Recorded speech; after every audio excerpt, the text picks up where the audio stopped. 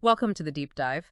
We're here to pull out the key insights and surprises from interesting sources, all for you. Today, we're jumping into a really high-stakes story, chapters 13 to 15, plus the acknowledgments from Joseph Rice's My Story in Space. Our mission, basically, is to follow this incredible galactic journey.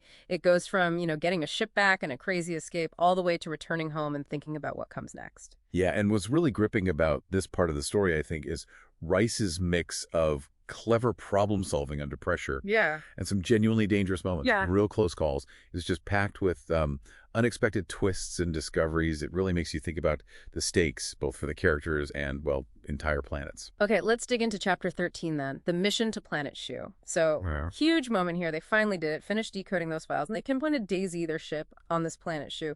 But it's heavily fortified. Finding it is one thing. Getting it back is totally different. Yep. Exactly. And that's where the smart planning comes in. Rice lays out this really audacious plan. It's all about stealth.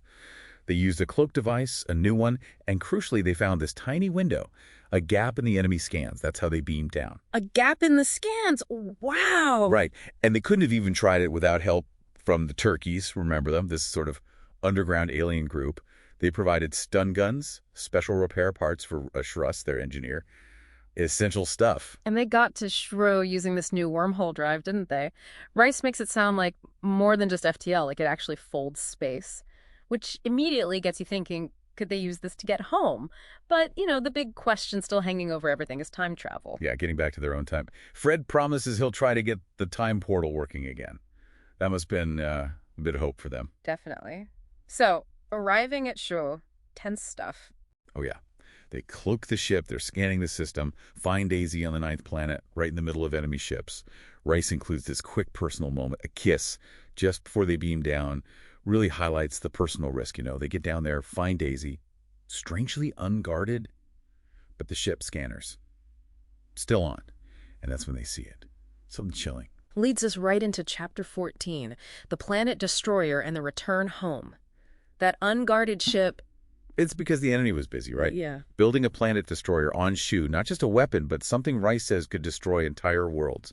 Earth, Peanut, their home. Exactly. Suddenly you understand why Daisy wasn't the priority. They had much, much bigger, scarier plans. So the escape, it turns into this desperate, high-stakes thing. They're lifting off, enemy fire everywhere, shields are holding, just barely. Barely holding. And they make this huge call, a really drastic one. Drop a nuke right on the planet destroyer, on Shu itself. The explosion takes out the weapon, wipes out the enemy ships in orbit too. Just gone. Talk about cutting it fine. And the timing. Rice describes the time portal opening just as they needed it to escape the shockwave. I mean, that's unbelievable. A true nail-biter. It really was pure desperation and maybe some luck. Or Fred's genius finally paying off at the last second. From there, they use that wormhole drive. Quick trip back to 2016, back to Peanut, landing. Rice writes this really powerful moment of just relief, gratitude. Yeah. They contact Earth using the gate, that instant quantum communicator thing. Yeah, and the detail about the peanut seeds in the pocket. Nice little touch. A connection back home. The symbol of what they saved. Which brings us to Chapter 15, Legacy and Prosperity. We jump forward years. The protagonist is a dad now, daughters Tammy and Hannah. Imagine telling them this story. What a legacy. It really is. And Rice uses this chapter to show the long game, the hope. Yeah. The daughters might go to space themselves, write their own stories. And Planet Peanut is thriving. Full of peanuts again, Rice says. Ships everywhere, prosperity, all because of what they did. Rebuilt. It's quite the arc, isn't it? From that dangerous recovery mission, the escape against impossible odds, to finally finding peace and seeing their home flourish. Definitely. A huge journey, which, leaves you with a question to think about. How do these massive decisions, the ones made facing galactic threats and all the personal costs that go with them, how do they echo? How do they shape not just one person's life, but the whole future of a civilization for generations to come? Something to mull over.